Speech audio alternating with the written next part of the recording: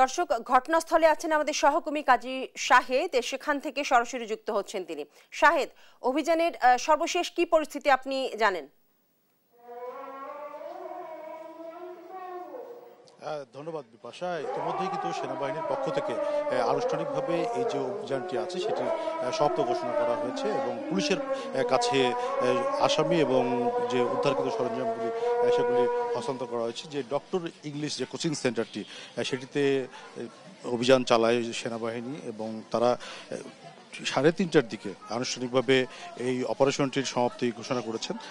সেনাবাহিনীর পক্ষ থেকে কোনো কর্মকর্তা ব্রিফ না করলেও তাদের পাঠানো দেয়া সংবাদ বিজ্ঞপ্তিতে যেটি বলা হয়েছে যে রাজশাহীর এই দড়িখরবনা এলাকার যে ডক্টর ইংলিশ কোচিং সেন্টারটি আছে সেখানে তারা দীর্ঘ 1 মাসের গোয়েন্দা নজরদারির পরে আজকে ঠিক রাত 1:30 থেকে এই অভিযানটি শুরু করেছেন এবং সেখান থেকে এই যে ডক্টর ইংলিশ কোচিং সেন্টারটি এটি পরিচালনা করেন রাজশাহী মহানগর বিএনপির সাবেক সভাপতি শফিউল আলম লাটকু, তার ছেলে মোস্তাসেরুল আলম অনিন্দ, তিনি এটি পরিচালনা করেন।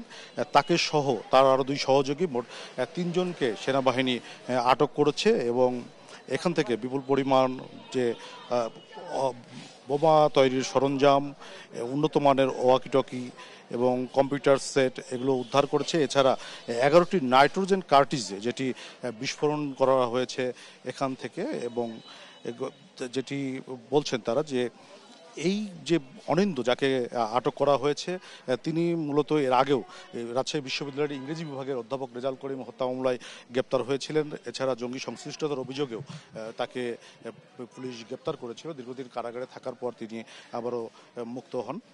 বলা যায় যে ইতিমধ্যেই সেনাবাহিনী আনুষ্ঠানিকভাবে এখানকার যে অপারেশন কার্যক্রম সেটি সমাপ্ত ঘোষণা করেছেন। বাকি যে পুলিশের কাছে তাদের আসামি হস্তান্তর এবং উদ্ধারকৃত অস্ত্রগুলি সরঞ্জামগুলি দেওয়ার প্রক্রিয়া চলছে। বিপাশা, এই ছিল রাজশাহী থেকে আমার কাছে সর্বশেষ। ফিরছি স্টুডিওতে। শাহেদ, আপনাকে ধন্যবাদ।